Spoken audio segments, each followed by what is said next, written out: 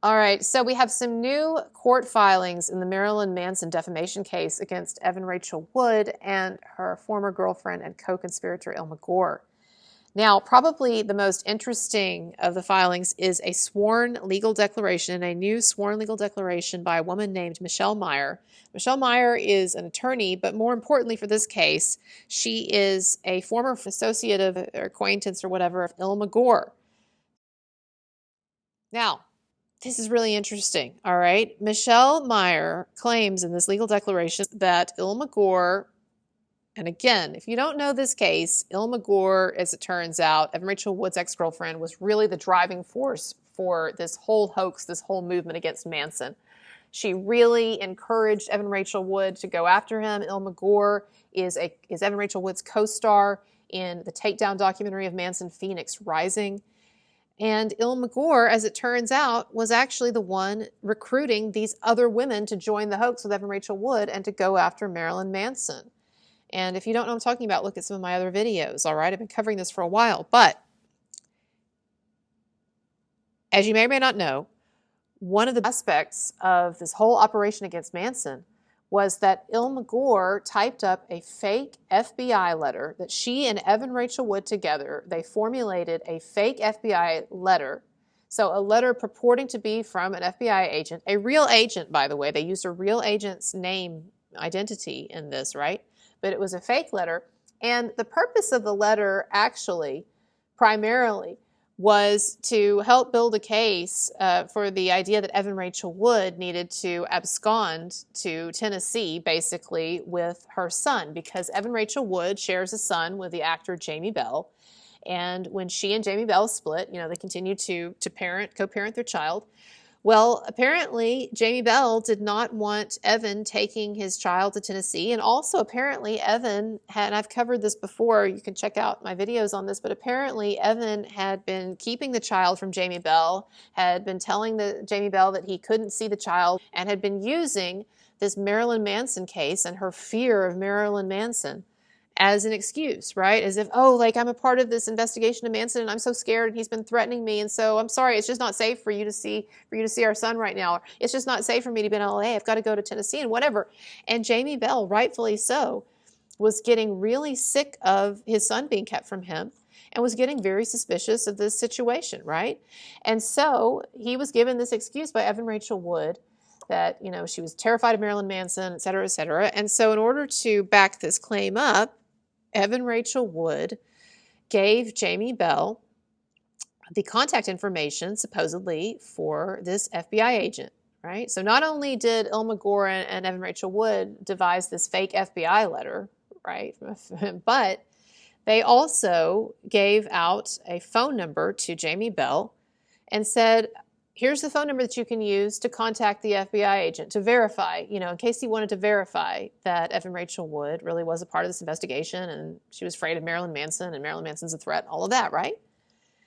So Jamie Bell calls. Only problem is the number that Jamie Bell calls, it did not belong to an FBI agent. It did belong to a woman named Michelle, as it turns out, but not Michelle Langer, the FBI agent, who was mentioned in the FBI document, the forged document that Illma Gore and Evan Rachel Wood developed. But no, it was a different Michelle. So the number that they used was this Michelle Meyer, this friend of Illma Gore. And so in other words, when Jamie Bell wanted to call the FBI and verify all this bullshit that Evan Rachel Wood was telling him about Marilyn Manson and about her fear and about this investigation and all of that stuff, they gave him a number for this other Michelle woman, for a different woman, right? And so Jamie Bell calls this number. And not only Jamie Bell, but also they had given this person's number, this Michelle woman's number, also to Evan Rachel Wood's own attorney, Shawn Holley. Okay, so Shawn Holley, former attorney for O.J. Simpson. She was on the Dream Team. That was really where she made her bones, right? Working for Johnny Cochran. Which is fine. She also represented Lindsay Lohan, some other people, all right? Really hardcore, first-rate star attorney, right? And how much does Evan Rachel Wood respect her attorney? Hey, Shawn Holley, Do you know how much Evan Rachel Wood respects you as an attorney? She thought you were such a dumb shit that she could she could give you some rando's number and you just be like, okay, well, you call. I tried her once, I couldn't get her, so I guess I won't call again. I'll just accept what you're saying, right? That's the kind of dumb shit that Evan Rachel Wood thinks that her attorney is. So you've got also not only do you have Jamie Bell calling this random Michelle girl's number, thinking that he's talking to the FBI, desperately trying to figure out what the fuck is going on with his loony ex-wife and her basically withholding his son from him, all this, right? Not only do you have Jamie Bell calling about that, but you also have this high-powered, esteemed attorney, Evan Rachel Wood's own attorney, calling and looking like a dumb shit. Wow. So do you want me to read the transcripts of these calls, because they're actually included? So in these court filings, an actual transcript of the 2 voice messages received. Okay. Well, she actually received 2 from Jamie Bell, desperately trying to get in touch with her, and then 1 from Shawn Holley, the dumb shit attorney. Well, she's not a dumb shit, right? But she's treated like a dumb shit by her client. It says true and correct copies of the voicemail are attached below. Okay, so she says, I got a call. These calls have attached the voicemails, and so we know what the voicemail said. Okay. All right, so let's look here. Give me 1 second. We're gonna look at this. I'm gonna read Jamie Bell's. So again, this is the father of Evan Rachel Wood. This is the father of Evan Rachel Wood's child that she was withholding the child from. It's very, very sad. You can look at some of my other videos on this topic or whatever, and he seems to be a great dad. But he has been told that he can't see his son because of these bullshit reasons, and he's been given this FBI agent's number supposedly, but it's not an FBI agent. And this is the message that he leaves. All right. Hi. I believe I'm looking for Michelle Langer of the Federal Violent Crimes Department. My name is Jamie Bell. I'm calling in regards to Evan Rachel Wood. She's the mother of my son, Jack Donovan Bell. She has informed me that it's important that I contact you regarding what's going on. Like, I feel really bad for him stammering around, because you can tell he's not comfortable with this, right? Nor should he be.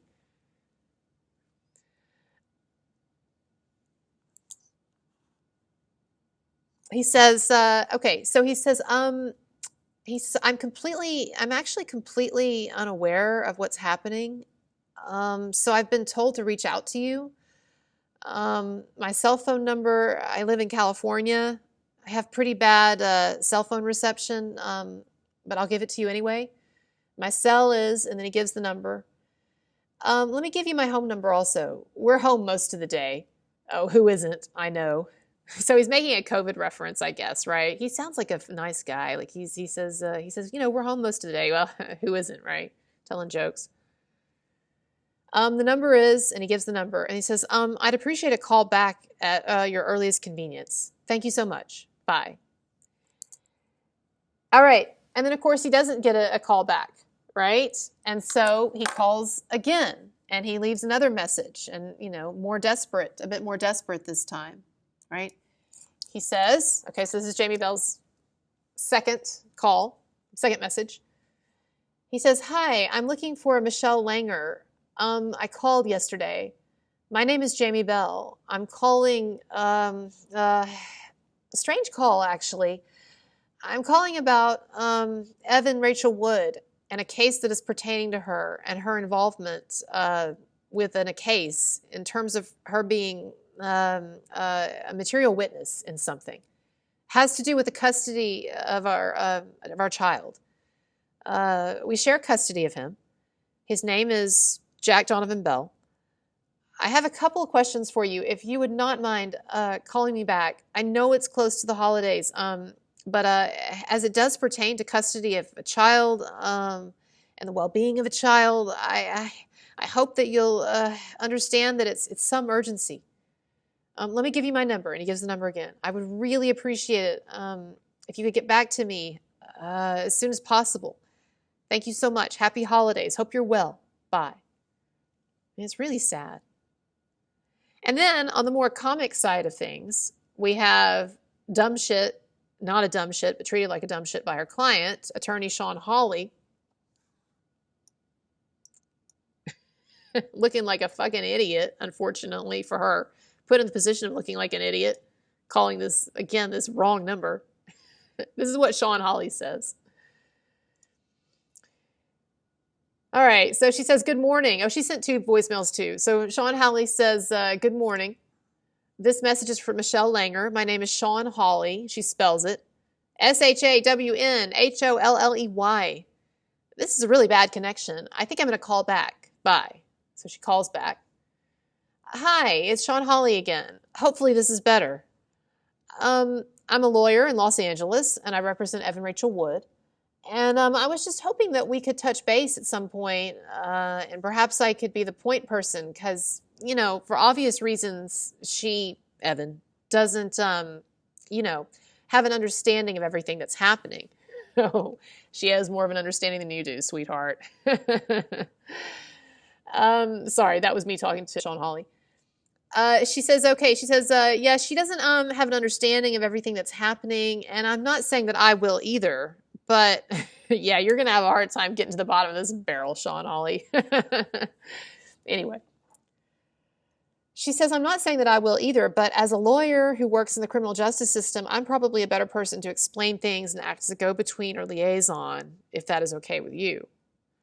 My name is, again, Shawn, S-H-A-W-N, Holley, H-O-L-L-E-Y.